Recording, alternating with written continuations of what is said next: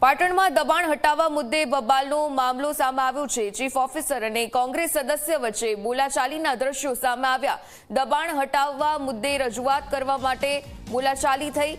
બબાલના દ્રશ્યો સામે આવ્યા। વોર્ડ 10ના કોંગ્રેસ નગરસેવક ચીફ ઓફિસરને રજૂઆત કરી છે।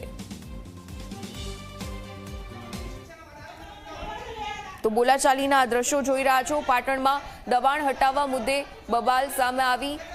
આ વિવાદ વધુ વકર્યો અને રજૂઆત પણ કરવામાં આવી। ચીફ ઓફિસર અને કોંગ્રેસ સદસ્ય વચ્ચે બોલાચાલી સામે આવી।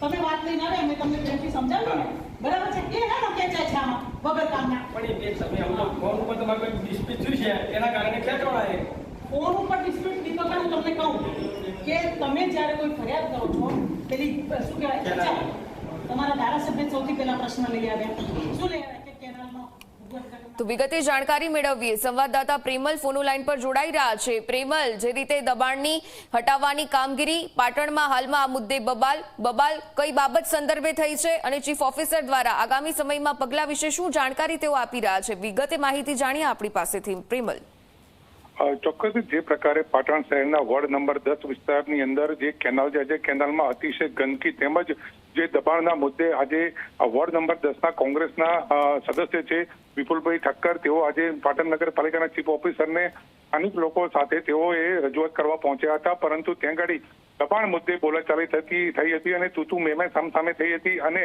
જે પ્રકારે ચીફ ઓફિસરને રજૂઆત કરવા જતા જ મેરી બી ચૂપ તે રીતના શબ્દો ચીફ ઓફિસર દ્વારા ઉચ્ચારવામાં આવતા અનેક સવાલો ઉભા થવા પામ્યા છે। પરંતુ સમગ્ર વિવાદ સામે આવતા જ જે રીતે કહી શકાય કે પાટણ શહેર કોંગ્રેસ પ્રમુખ તેમજ નગરપાલિકાના સદસ્ય જે દીપક પટેલ છે તેઓ વચમાં પડતા મામલો થાળે પડ્યો હતો। જી બિલકુલથી ધન્યવાદ પ્રેમલ, વિગતે જાણકારી આપવા બદલ।